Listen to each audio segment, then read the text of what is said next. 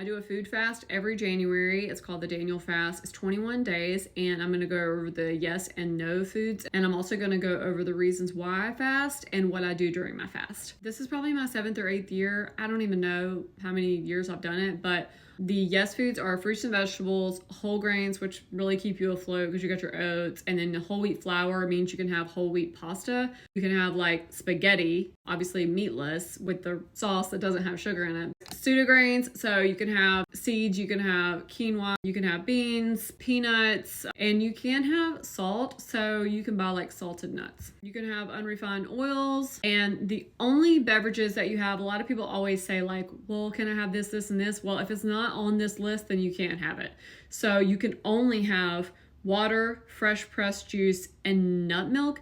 Kind of disagree with this because I think you can have herbal tea. I let myself have non-caffeinated herbal tea. That's just my rule. You can have all kinds of herbs, spices, salt, pepper, all that, and nutritional yeast, which I don't do anything with. I think it's pretty obvious what you can't have, because if it's not on the yes list, then you can't have it. But just to go over it, you cannot have any kind of dairy, eggs, any meat. You can have any artificial sweetener. You cannot even have like the plant sweetener. So you cannot do stevia or anything. You cannot have anything with baking powder, no white flour, no white rice, no kind of preservatives at all, no kind of artificial flavors. These oils you cannot have. No alcohol, no coffee. It says no tea. I made an exception because it's literally herbs and water. This tea is talking about like sweet tea and stuff like that. Okay, for many years, probably 5 or 6 years, I did no coffee. And last year I decided to incorporate black coffee because I was dying. Literally felt like I was dying.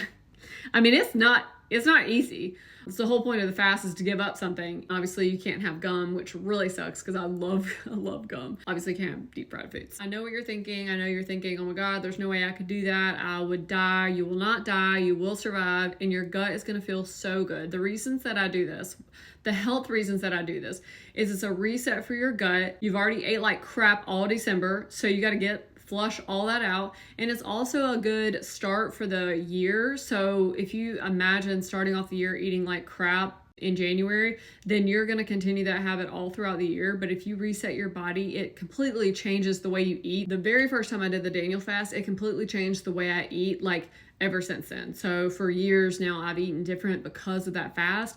It makes you more aware of how your body reacts to certain things. So I was eating a lot of sugar, and I did a lot of research while I was fasting and why I was having like leg cramps. And it was because getting off of that terrible refined sugar made you have leg cramps. And I was like, I don't want to eat like this anymore. So it will completely change the way you eat. Okay, so that's why I do it for health reasons. I also do it for spiritual reasons. I replace something with certain things. So I'm going to go over that right now. These are just kind of my rules of my 21-day fast, where I say follow Daniel fast, except for I include black coffee. Okay, I would give up social media if I were you, and you don't do social media for a job. I would highly suggest giving up social media for 21 days.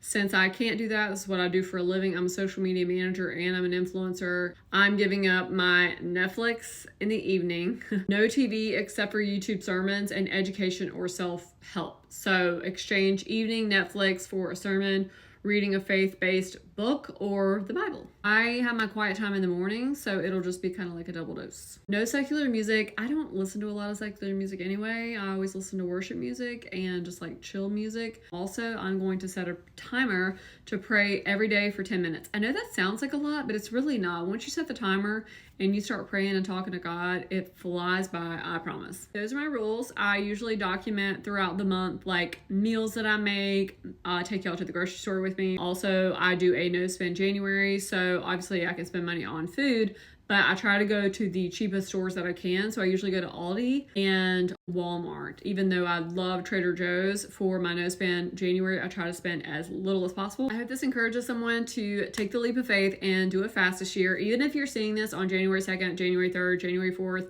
I don't even care if it's January 10th right now. You can start like the next day and then just go 21 days.